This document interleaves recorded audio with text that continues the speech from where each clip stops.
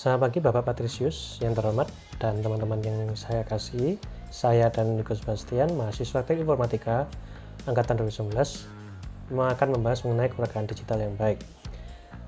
Kita kembali ke video sebelumnya yang telah dibuat oleh Bapak Patrisius di YouTube.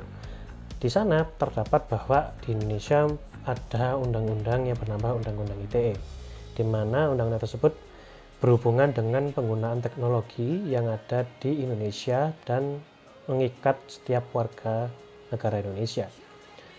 Nah, lalu di sana ada 3 poin penting, di mana poin pertama adalah kita tidak boleh merugikan orang lain baik dari cara asusila, judi, pencemaran nama baik, pengancaman, sara maupun hoaks. Yang kedua adalah tindakan hacking adalah tindakan yang sangat tidak terpuji karena bisa merugikan orang lain juga.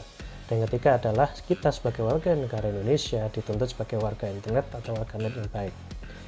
Kali ini saya akan bahas mengenai hoax. Nah, kenapa saya memilih hoax? Karena hoax ini ternyata memiliki sejarah yang sebutannya bisa membuat perang-perang terjadi. Misalnya saja pada saat dulu Nazi Polandia itu dituduh menyerang Jerman.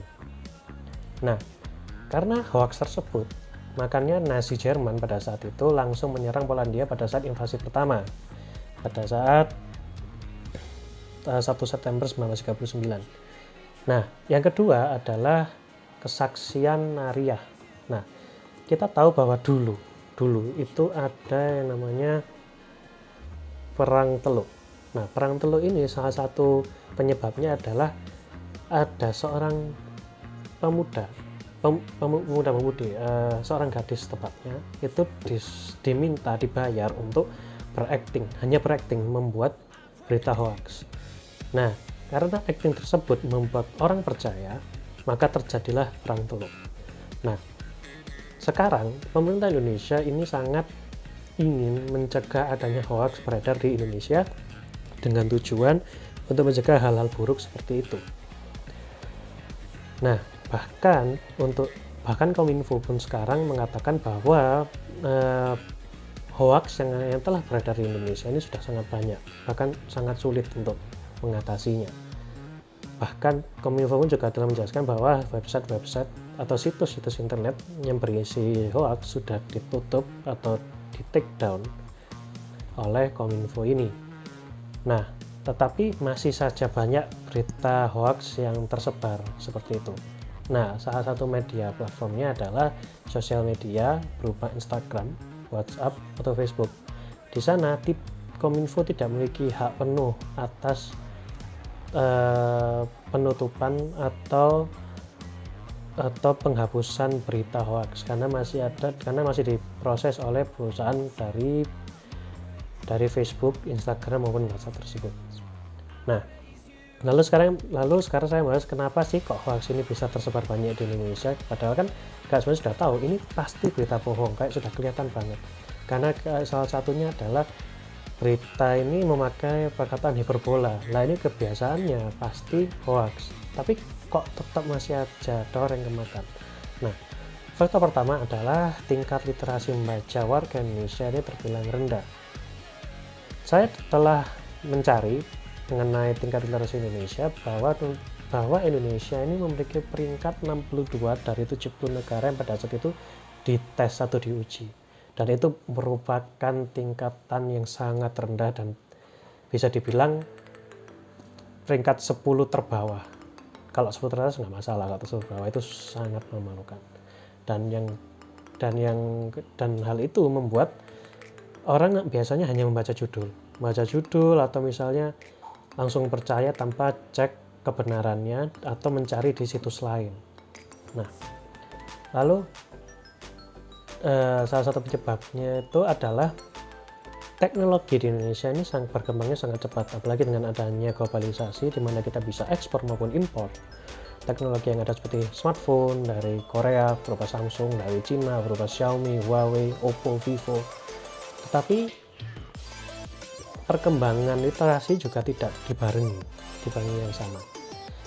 Ada ketua anti hoax di Indonesia yang bernama Setyaji Eko Nugroho mengatakan bahwa penggunaan teknologi yang tidak dibarengi dengan kritis menilai persoalan adalah salah satu penyebab utama hoax bisa tersebar luas di Indonesia.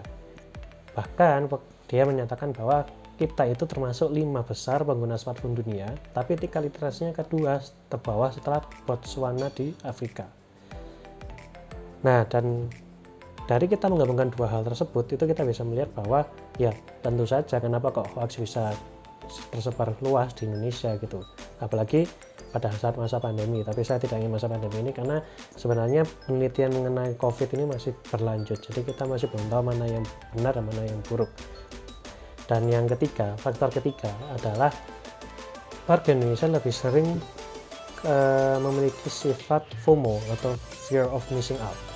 Karena ada sifat itu, maka orang yang bisa memberitakan berita pertama kali itu merasakan dia adalah orang yang terhebat karena dia merupakan sumber dari berita tersebut. Misalnya saja mengenai pembunuhan di Clubhouse di Dieng, ternyata saya tuh dapat dari grup teman bahwa ada pembunuhan di Surabaya.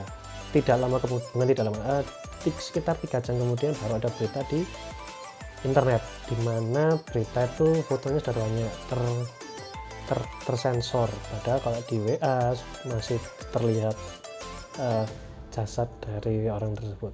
Nah, orang tersebut yang kebetulan berada di Clubhouse itu memberikan berita tersebut, foto tersebut, itu akan merasa dirinya itu lebih cepat daripada pers, lebih cepat daripada pihak berita, dan itu akan membuat dirinya senang. Nah, hal tersebut yang membuat banyak warga di Indonesia itu berlomba-lomba untuk memberitakan berita, tidak peduli bahwa berita itu benar atau berita itu salah.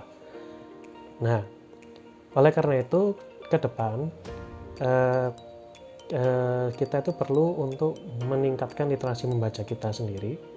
Dan yang kedua adalah coba menghilangkan fear of missing out, karena tidak semua berita yang tersebar merupakan berita yang baik atau berita yang memang yang benar begitu.